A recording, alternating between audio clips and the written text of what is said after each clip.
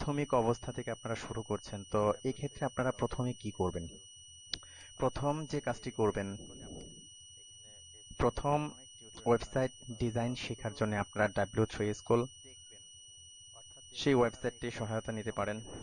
W3 school লিখে search দিবেন, search দিলে w3school.com HTML, অর্থাৎ এই যে লিংকে ক্লিক করলে আপনাদের এখানে HTML এর অনেক টিউটোরিয়াল আপনারা দেখতে পাবেন। তো এগুলো জাস্ট দেখবেন, অর্থাৎ দেখে আপনারা এগুলো সম্পর্কে বেসিক ধারণা নেবেন। তো খেয়াল করুন, আমি শুধু আপনাদেরকে দেখতে বলেছি, অ্যাকচুয়ালি মুখস্থ করতে বলিনি। আপনারা শুধু দেখবেন। যেমন সাপোজ ধরুন আমি এখানে গেলাম, যে লিঙ্ক ট্যাগের মধ্যে ক্লিক করলাম, তো এখানে আসলো যে HTML এ কিভাবে লিঙ্কটা দিতে হয়, href। তো এখানে আপনার লিঙ্কের ইউআরএলটা বসে, এখানে আপনার টেক্সটটা, এখানে আপনার ক্লোজিং ট্যাগ। তো যাই হোক, এই ধরনের আরো অনেক আছে। তো আপনি একেবারে শুরু থেকে, অর্থাৎ এই প্রথম থেকে শুরু করবেন, শুরু করে একবার করে এগুলো দেখবেন। তো এগুলো আপনি এখানে ট্রাই ইট ইয়োরসেলফ ক্লিক করে আপনি প্র্যাকটিসও করতে পারবেন। তো এগুলো একেবারে বেসিক লেভেলের। তো এগুলো একবার দেখবেন, দেখে আপনি আমি যেভাবে করব, অর্থাৎ যেভাবে ওয়েবসাইট ডিজাইন করব, কোডিং করব, আপনারা ঠিক ওইভাবে ভিডিওটি দেখে দেখে টাইপ করবেন, ইনশাআল্লাহ হয়ে যাবে। তো বিষয়টা হলো এরকম যে সাপোজ ধরুন আপনি এবং আপনার বন্ধু দুজনে মিলে দুটি সাইকেল কিনলেন। তো আপনার বন্ধু সে একটা বই কিনলো কিভাবে সাইকেল চালাতে হয়। তো তিনি আপনার ওই বইটি দেখে দেখে সাইকেল চালানো শিখলেন, আর আপনি সরাসরি সাইকেল চালানো শুরু করে দিলেন। তো বিষয়টা হলো বই দেখে সাইকেল চালানো শেখাটা ততটা এফেক্টিভ না, এবং উনি পারবেনও না। তো আপনি সরাসরি কাজে যখন নেমে যাবেন তখন শিখে যাবেন এবং পাকাপোক্ত হয়ে যাবেন। বিষয়টি এরকম। তো এখান থেকে আপনারা প্র্যাকটিস করবেন এবং দেখবেন এগুলো একেবারে বিগিনিং লেভেলের। তো আমি ওইগুলো দেখাচ্ছি না, কারণ অনেকে আবার বেসিক HTML সম্পর্কে ধারণা রাখে এবং বিভিন্ন জায়গায় দেখে। আপনি যদি না দেখে থাকেন, এগুলো একবার করে দেখে নেবেন, তাহলে ধারণা হয়ে যাবে, মুখস্থ করার দরকার নেই। ওকে, ফাইন।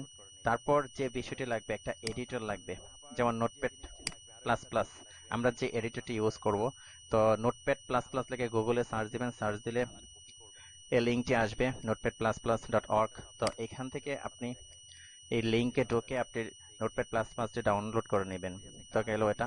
তো তার জন্য আবার যে জিনিসটি লাগবে, আরো একটা জিনিস লাগবে, সেটা হলো ধরেন আপনার একটা কালার পিকার লাগবে, যেখান থেকে আপনি কালার কপি করবেন।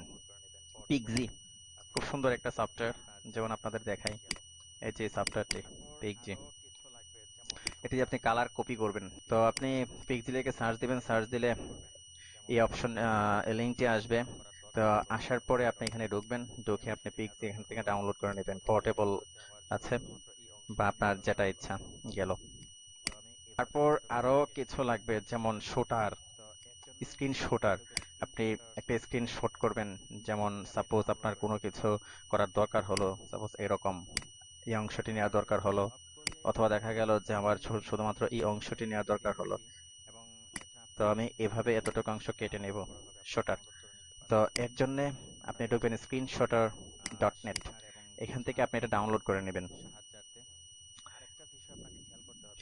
আর সবগুলি লিংক আমি এখানে দিয়ে রেখেছি, এবং এটা আপনাদের ভিডিও টিউটোরিয়ালের সাথে আপলোড করা হবে, আপনারা ডাউনলোড করে নিতে পারবেন এই লিঙ্কগুলো আপনাদের শেখার এবং বোঝার সাহায্যার্থে।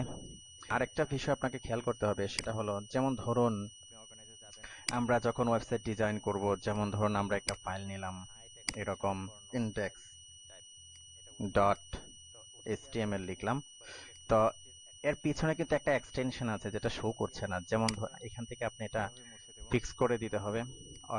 আপনি অর্গানাইজে যাবেন, ফোল্ডার এন্ড সার্চ অপশনে যাবেন, তারপর ভিউতে গিয়ে hide extensions for known file type, এটা উঠিয়ে দিবেন।